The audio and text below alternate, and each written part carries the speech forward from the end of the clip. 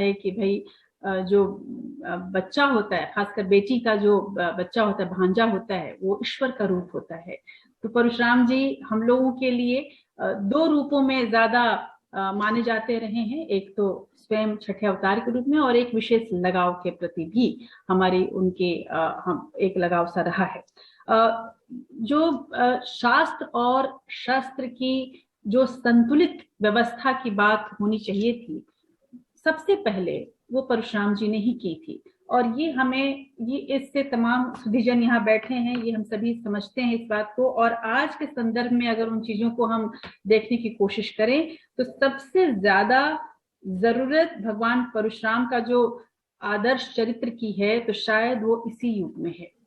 भगवान परशुराम जब जन्म उन्होंने लिया, तब भी एक संक्रमण का दौर गुजर रहा था, संक्रमण काल से हम गुजर रहे थे।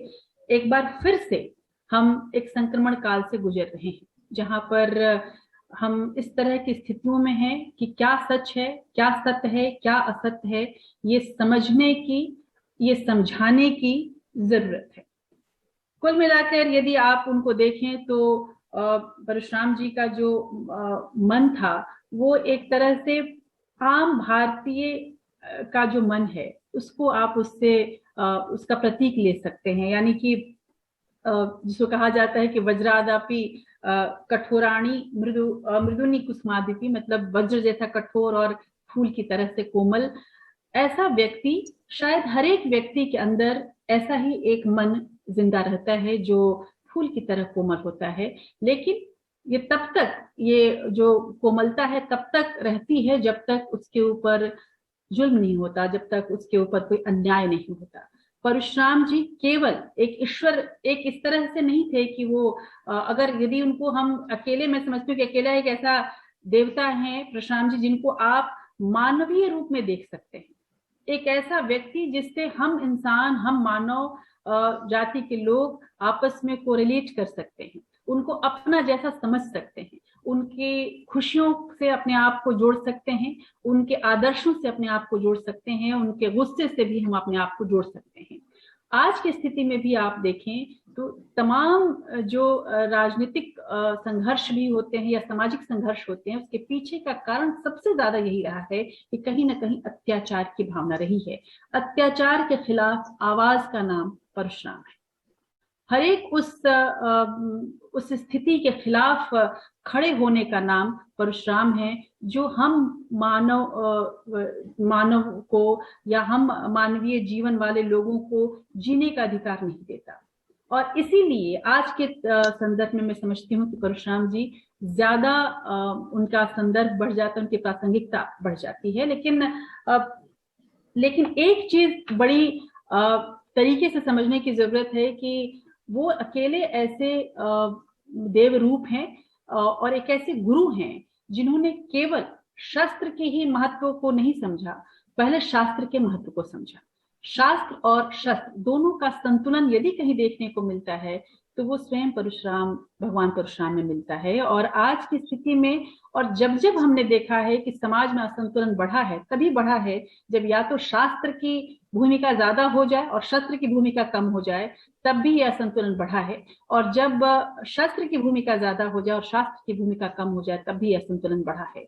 आज की तारीख में भी हम देखते हैं कि जो लोग भी शक्तिशाली हैं और वो एक तरह से वो लोग जो अशक्त हैं, उनके तरफ ज्यादा ध्यान नहीं दे रहे हैं, जिसकी वजह से आज भी असंतुलन है। ऐसे में यदि हम परशुराम जी के इस गुण को समझ लें कि जो तत्व है उनके अंदर, शिवत्व का जो तत्व है, कि शस्त्र भी हो, शास्त्र भी हो, लेकिन शस्त्र और शास्त्र के संतुलन के साथ साथ वैराग्य भी हो, विरक्ति भी हो। यदि आप सत्ता में बैठे हैं तो ये सत्ता आपके लिए एक वैराग्य भाव का कारण भी बनना चाहिए। वो सत्ता इसलिए होनी चाहिए क्योंकि आप अंतिम व्यक्ति को न्याय दिलाने तक का काम करें। दुर्भाग्यवश हम ऐसे दौर से गुजर रहे हैं जहां पर आज की तारीख में हम देखें तो सामाजिक भेद ज्यादा है, चाहे उसे वर्ग के आधार पर या फिर क्लास के आधार पर हम बांट रहे हैं एक दूसरे को। इन्हीं सब विरोध का नाम परशुराम है। जहां पर भेदभाव है उसके विरोध का नाम परशुराम है। जहां पर जुल्म है, जहां पर हार है, उसके विरोध का नाम परशुराम है।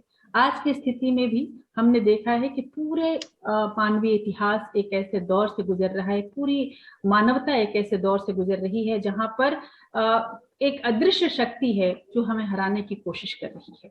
इस अदृश्य शक्ति से भी लड़ने का नाम परशुराम है। इस अदृश्य शक्ति के खिलाफ खड़े होकर ऐसे अस्त्र शस्त्र को ढूंढ कर उससे विजय पाने का नाम परशुराम है।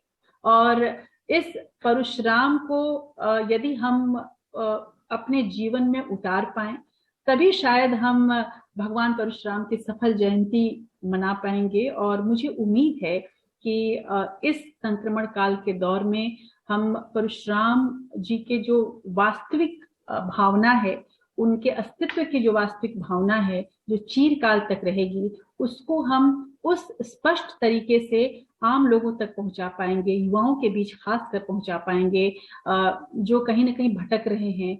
और साथ ही उस भावना को, उस शक्ति का उपयोग हम मानवता को बचाने के लिए, अपने देश के सम्मान को बढ़ाने के लिए, अपने देश के हितों की रक्षा के लिए कर पाएंगे। और एक जो भारत की परिकल्पना है वसुधैव कुटुंबकम की, भगवान परशुराम बहुत हद तक उसी को जिसको कहा जाए एक तरह से उसके पोस्टर बॉय की तरह मैं देखती हूँ उनको, क्योंकि वो अकेले ऐसे व्यक्ति हैं जो पूरे विश्व को एक न्याय के सूत्र में बांधने की कोशिश कर रहे हैं।